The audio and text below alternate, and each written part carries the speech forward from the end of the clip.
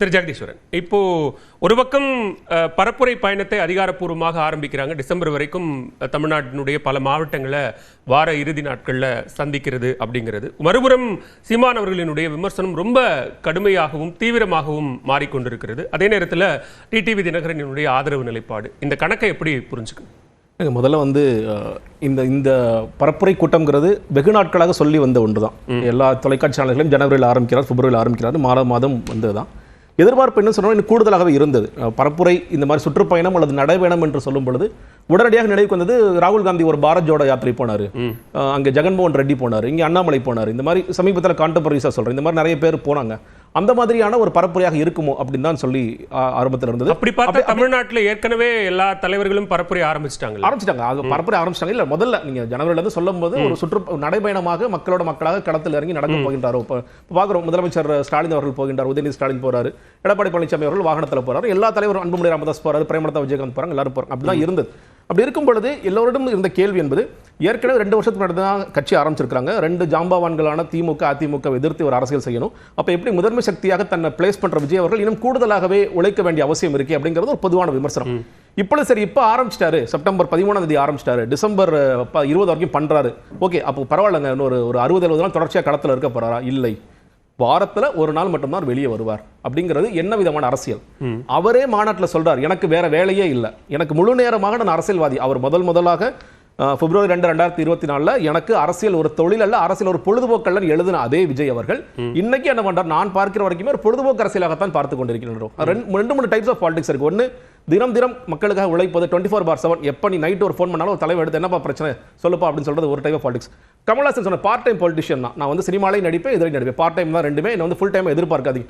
சில பேர் பொழுதுபோக்குக்காக அரசியல் செய்யறது. விஜய் ஒரு 3வது கேட்டகரிக்கு போயிட்டாரோ அப்படிங்கிற ஒரு அச்சம் தான் எனக்குலாம் இருக்கு. ஏன்னா எதிர்பார்ப்பு என்பது விஜய் அவர்கள் எல்லா பிரச்சனையும் எடுத்து பேச போகின்றார். நீங்க பாருங்களேன், அந்த ஸ்கெடியூல போடும் பொழுது ஒரு நாள் தேனி, மதுரை, திண்டுக்கல், நீங்க ஆம்புலன்ஸ் ஓட்டா மட்டும் தான் அப்படி போக முடியும்.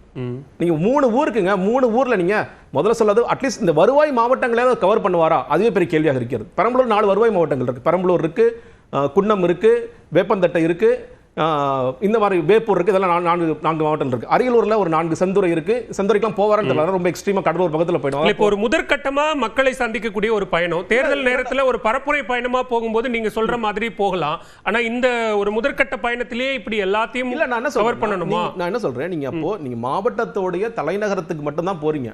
இதை நான் இது எனக்கு மிகப்பெரிய ஒரு சுற்றுப்பயணம் நீங்க சொல்லவே முடியாது, நான் சொல்றேன், டிக்ளேர் பண்ணவே முடியாது சொல்லி சொல்றேன். நீங்க அட்லீஸ்ட் ஓகே, நான் வாரத்தில் ஒரு 3 நாள் இருக்கேன், 4 நாள் இருக்கேன், அது பரவாயில்ல. சனிக்கிழமை காலையில நீங்க என்ன பார்க்கலாம், சனிக்கிழமை நைட்டு நான் வீட்டுக்கு வந்துருவேன். ஒரே ஒரு வாரம் மட்டும் சனிக்கிழமை ஞாயிற்றுக்கிழமை மட்டும் தான் நான் பரப்புரை செய்வேன்னா, நீங்க முதல்ல எத்தனை இஷ்யூஸ் எடுத்து பேச முடியும்? இப்போ கேட்டாங்க காவிரி சிக்கல் குறித்து பேசுவாரா? அது ஒரு இஷ்யூ தான். நீங்க திருச்சி மாநகராட்சி மட்டும் எடுத்துட்டீங்கனாலே பல பிரச்சனைகள் இருக்கு. திருச்சியை சுத்தி இருக்கிற வருவாய் மாவட்டங்கள் இருக்கிற பிரச்சனைகள் இருக்கு.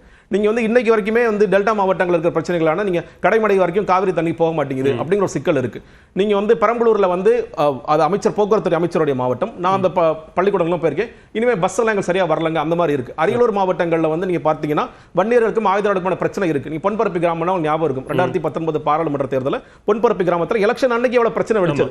அப்ப நீங்க பேச வேண்டிய பிரச்சனைங்கிறது நிறைய இருக்கு. இது இல்லாம ஒவ்வொரு மாவட்டத்திலும் 2 அமைச்சர்கள் இருக்காங்க. அந்த அமைச்சர்களுடைய தவறுகளை, போதாமைகளை நீங்க சுட்டிக்காட்டி பேச வேண்டும். இவ்வளவு விஷயங்கள் இருக்கு. நீங்க பயங்கரமா நீங்க பில்டப் எல்லாம் கொடுக்குறீங்க. கடைசியா எவ்வளவு நேரம் விஜய் பேசுவார்? 30 நிமிஷம் பேசுறாரு, அவ்வளவு வேண்டாங்க, 15 நிமிஷம் கொடுத்தாங்க போதும். இதுல நீங்க என்ன அரசியல் செஞ்சிட முடியும் நான் கேட்கிறேன். நீங்க 16 நாட்கள் போகின்ற அரசியல்ல ஒட்டுமொத்தமாக 16 மணி நேரமாக நீங்கள் பேசியிருப்பீர்களா? அதுதான் கேள்வி. நீங்க முதல்ல அவர் வெளியில வரணும், வெளியில அரசியல் செய்யணும் அப்படின்னு அந்த விமர்சனங்கள் வைக்கப்பட்டது. நீங்க வீட்டில இருந்து வெளியில வர மாட்டேங்கிறீங்க அப்படின்னு. இப்போ வெளியில வரும்போது நீங்க வந்தாலும் இப்படித்தான் வருவீங்களா, இவ்வளவு நேரம் தான் பேசுவீங்களா அப்படிங்கிற விமர்சனம் வைக்கப்படுதுன்னா, அப்ப தொடர்ந்து அது வெறும் விமர்சனத்துக்குள்ளாக்கக்கூடிய ஒரு சூழலாகவே, விமர்சன பார்வையோடவே அணுகிறது அப்படின்ற மாதிரி காரணம் அவர் தானே. நீங்க உங்களுடைய கடிதத்துல நான் முடிஞ்ச போது அரசியல் பண்ணுவேன் எழுதிருந்தீங்கன்னா அந்த பேச்சுக்கு இடமே இல்லை. நான் முழு நேர அரசியல்வாதின்னு சொல்லி சொல்றாருங்க. இப்போ நீங்க இன்னொன்னு, முதன்மை சக்தி, மக்கள் விரும்பும் முதல் வேட்பாளர் விஜய், இந்த பிரச்சாரத்தெல்லாம் கைவிட்டுருங்க. நானும் முயற்சி பண்றேன். இந்த தேர்தலை முடிஞ்சா எத்தனை வாக்கு சதவீதம் வாங்குன்னு பாக்குறேன். ஃபியூச்சர் எனக்கு இன்னொரு 20 வருஷம் இருக்கு. அடுத்ததாக நான் திமுக எதிர்த்து களமாட போகின்றேன். அடுத்த முக்கிய பாஜக சொல்றாங்க இல்லையா 2026 எங்களுக்கு முக்கியமான தேர்தல், அது மாதிரி எங்களுக்கு 2031 தான் எங்க டார்கெட். பட் அப்படின்னு சொன்னீங்க பரவாயில்ல, மக்கள் விரும்ப முதல்வர் வேட்பாளர் நான் தான் முதன்மை சக்தி, திமுக அதிமுகவை வீழ்த்த போகின்றேன், திமுக வந்து வீட்டுக்கு போகுது, நீங்க எல்லாம் டெபாசிட் இழக்க போறாங்க, இப்படியெல்லாம் நீங்க சொல்லிட்டு அவர்கள் செய்கின்ற நீங்க அவர்கள் தவறு செய்யறாங்கன்னு சொல்றீங்க.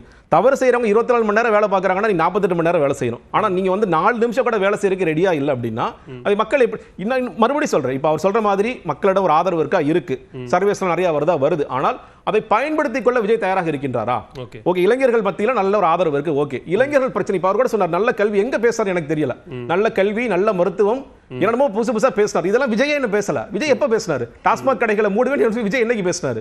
டாஸ்மாக் கடைகள் வந்து இதுவரைக்கும் ஒரு வார்த்தை பேசியிருக்காரு விஜய் அவர்கள்? நல்ல கல்வி, நீங்க கல்விக்கு விருது கொடுக்கிறதும் நல்ல கல்வி தரமான கல்வியை கொண்டு வரங்கிறது வேற விஷயம் இல்ல. இப்ப நாங்க ஆல்டர்னேட் ஃபோர்ஸ் இல்ல, நாங்க தான் பிரைமரி ஃபோர்ஸ்னு சொல்லும் போது தானே இப்ப டிடிவி தினகரன் போன்ற அமமுக போன்ற கட்சிகள்லாம் அவரை நெருங்க பார்க்கறாங்க. இன்னைக்கு டிடிவி தினகரனுக்கு இருக்கிற சாய்ஸ்ங்கிறது என்ன? திமுக பக்கம் போவேன்னு சொல்லுவாரா? போக முடியாது.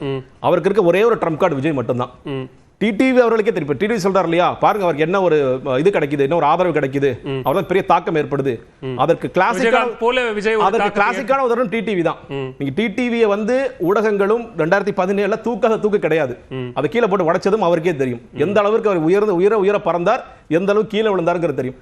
அதே தான் இன்னைக்கு டிடி அவருக்கு செஞ்சு பார்க்கிறார், இப்போ விஜய்க்கு செஞ்சு பார்க்கிறார். ஓகே, டிடிவி இன்னைக்கு வந்து விஜய்க்கு மிகப்பெரிய ஆதரவு வளையம் இருக்கு, அந்த ஆதரவை பயன்படுத்தி கொண்டு நான் மறுபடியும் என்டிஏல போறதா இல்ல என்ன பண்றது அப்படிங்கறத. இப்ப அவர் ஒண்ணு நான் சேர்ந்துருவேன் ரொம்ப கவனமா தான் பேசுறாரு. நான் அதுக்காக சேர்ந்துருவேன் சொல்லல. விஜய்க்கு ஒரு ஆதரவு இருக்கு, விஜய் ஒரு தாக்கத்தை ஏற்படுத்துவார், அதை எல்லாருமே ஒத்துக்குவோம். ஆமா, தாக்கத்தை ஏற்படுத்துவார். அந்த தாக்கம் என்பது நீங்க நினைக்கிற மாதிரி உங்களை ஆட்சி கட்டில் உட்கார வைக்க போகின்றதா, இல்ல உங்களை எதிர்க்கட்சி ஆக்க போகின்றதா, இல்ல ஒரு கணிசமான வாக்கு வங்கியை உங்களுக்கு கொடுக்க போகின்றதா அப்படின்னு பார்த்தீங்கன்னா அது விஜய் செய்ய போகின்ற பரப்புரையில தான் அது முடிவாகும். நான் இல்லங்க, நான் இன்னுமே வந்து பொழுதுபோகாத அரசியல் தான் பண்ணிட்டு இருப்பேன்னா உங்களுக்கு ஆதரிக்கிற மக்கள் கூட கேட்பாங்களே, இளைஞர் பிரச்சனை என்ன பேசினாரு, பெண்கள் பிரச்சனை என்ன பேசினார். நான் சொல்ற இளைஞர்கள் வாக்கு இருக்கு, பெண்கள் வாக்கு இருக்கு.